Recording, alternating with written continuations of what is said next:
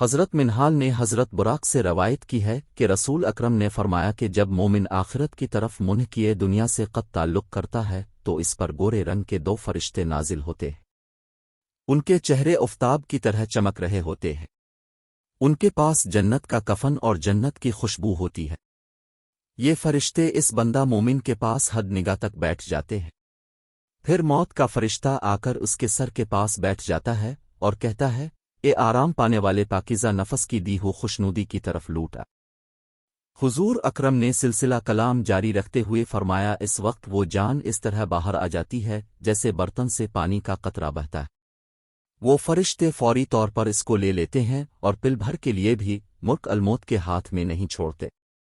اسے جنت والے کفن اور خوشبو میں لپیٹ لیتے ہیں۔ وہ خوشبو مشک کی خوشبو سے بہتر ہوتی ہے۔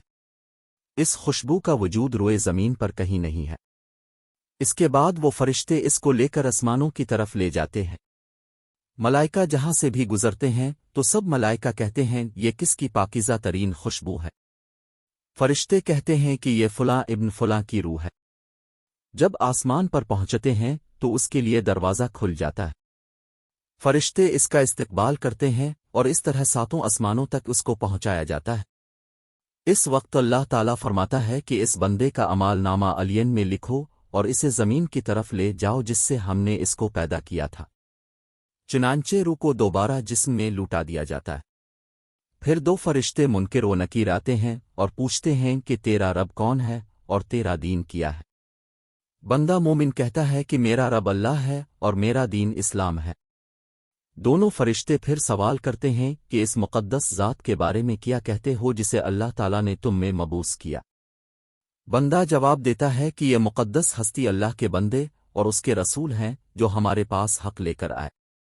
پھر فرشتے سوال کرتے ہیں کہ تمہیں یہ بات کس طرح معلوم ہوئی؟ وہ بندہ کہے گا کہ میں نے اللہ کی کتاب یعنی قرآن کو پڑھا، اس پر ایمان لایا اور اس کی تصدیق کی۔ اس پر آسمان سے ایک پکارنے والا کہتا ہے، میرے بندے نے سچ کہا۔ اس کے لیے جنت کا بستر بچھاؤ اور جنتی لباس پہناؤ اور اس کے لیے جنت کا ایک دروازہ کھول دو۔ اس وقت خوشبو میں بسا ہوا ایک شخص اس کے پاس آ کر کہے گا کہ تجھے اس خوشی دینے والی چیز کی بشارت ہو، یہ وہی دن ہے جس کا تجھ سے وعدہ کیا گیا تھا۔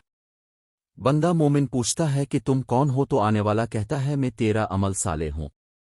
اس وقت بندہ کہے گا، اے میرے رب اب قیامت قائم فرما دے۔